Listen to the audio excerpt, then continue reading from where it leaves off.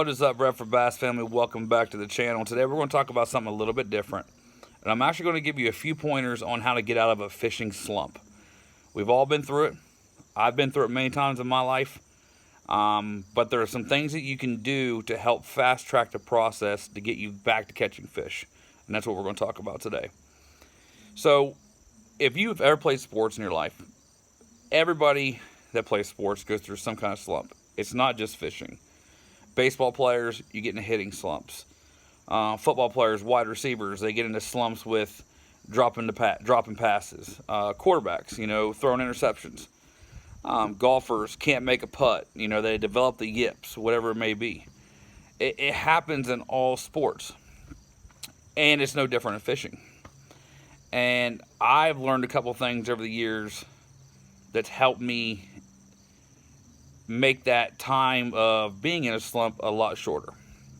And that's what we're going to talk about today. So the first thing is, and this applies to whether you're a tournament angler or whether you're just a fun fisherman like myself, is if you could take a break, take a break.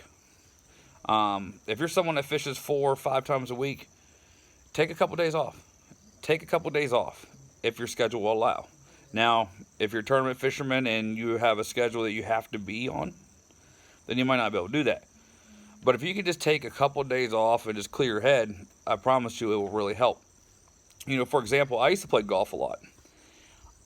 I always played my best golf the first couple times out in the year because I set all winter long for 3-4 months at a time. And then you get out in the spring and there was no pressure because I've done set for so long that I expected to suck. It was okay for me to suck. Like, I knew in my head, this is not going to be good.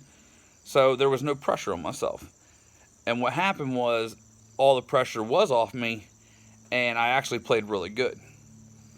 The longer I would go into the golf season, I would start getting more into those slumps because I would start thinking about my swing more and how to correct this and do this, and you got to strike the ball down like this, and all these different little things, and it gets into your head, and I wasn't playing relaxed. And it would make me actually a worse player. So that's one thing. If you can take a break, step away from it for a minute, clear your head, do something else for a weekend, whatever it may be, and then come back to it. The second thing is fish how you like to fish. There's so much information out there in bass fishing. Oh, it's summertime. The fish are out deep. You got to go out there and throw deep diving crankbaits. Some of that is true, but bass stay shallow all year round. Don't do what you're not comfortable with.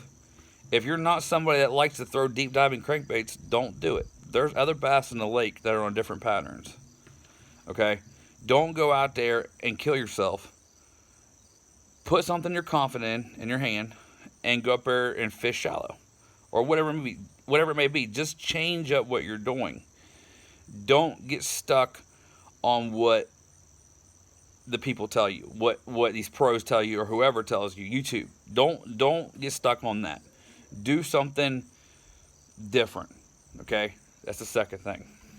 The third thing is fish with what you're confident in.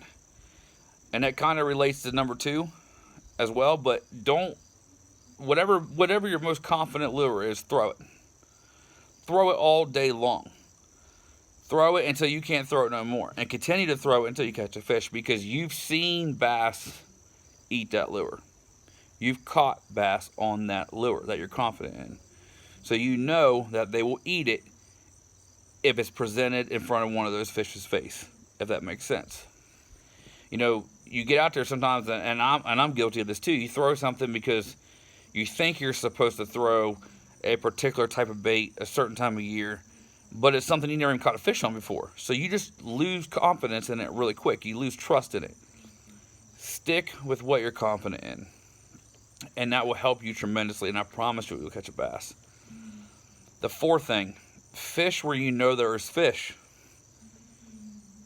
If it tells you to go out deep in the summertime, but you've never caught a bass out deep, but you got your little honey hole up shallow, go fish that shallow spot. There will be bass there still. There will be bass there still. There's bass that stay shallow all year round. Go fish a pond. If you're someone that fishes on a lake and you ain't caught a bass in the last 3 trips, go fish a pond. Go fish a pond and get your confidence back. You know, fish somewhere where you give yourself the best opportunity to catch a fish.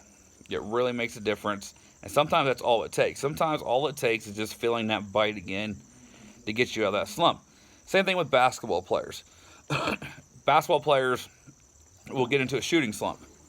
Well, sometimes all it takes is for them to shoot a free throw. You get a free throw, they see the ball go in the basket, and then they develop their confidence again. So confidence is key, and that's going to kind of lead me into my last thing. And you guys heard me talk about this before. You got to be confident.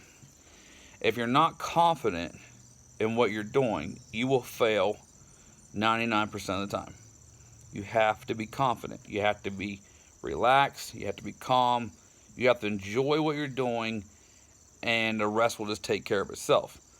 Use your confidence bait, use your confidence rod and reel, and go to your confident spot.